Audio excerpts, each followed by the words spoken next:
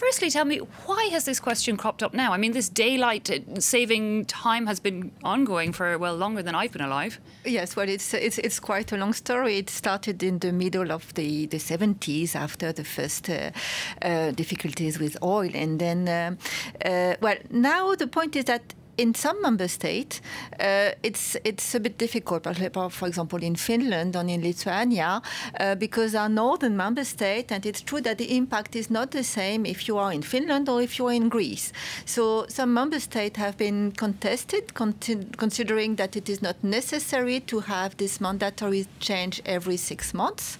I can imagine in Finland, where it's either light 24 hours a day or dark 24 hours a day, it might seem an unnecessary hassle. But overall, across the EU members, does it not save energy? Yeah, well, overall, the saving of energy is not proved.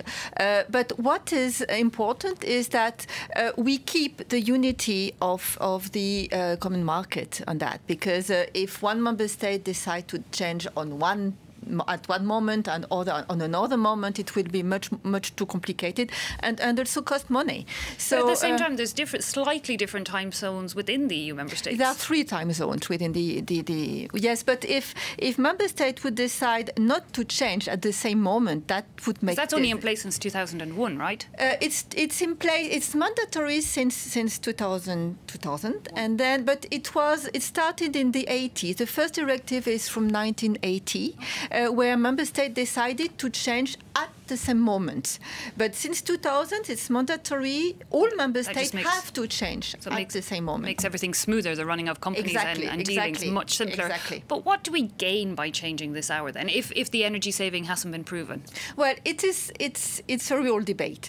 For example, on the issue of health, you can say that on the one hand it's good because you can profit from daylight and have outdoor activities in a longer time, but on the other hand, at the moment where the time change, it's a bit complicated for the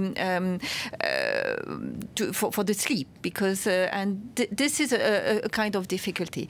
Also for road traffic, you can say that on the one hand, you gain daylight, you gain security, because when you drive at daylight, it's safer.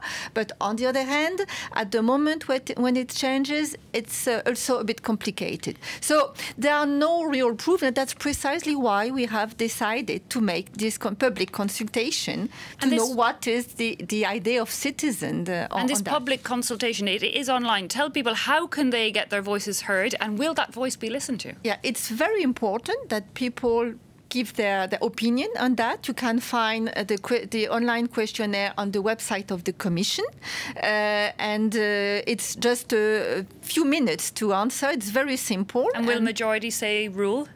And, well, we'll see what the majority will say. And once we will have that, we will continue consultation, because we also have to consult member states and the European Parliament. Basically, the European Parliament very much wanted us to have this consultation. Okay, so and then, well, the discussion will go on, and we will then take a decision. See where we're to go from there. Okay, well, I know that online consultation is open until August 16th. So if you're in the EU, do log on.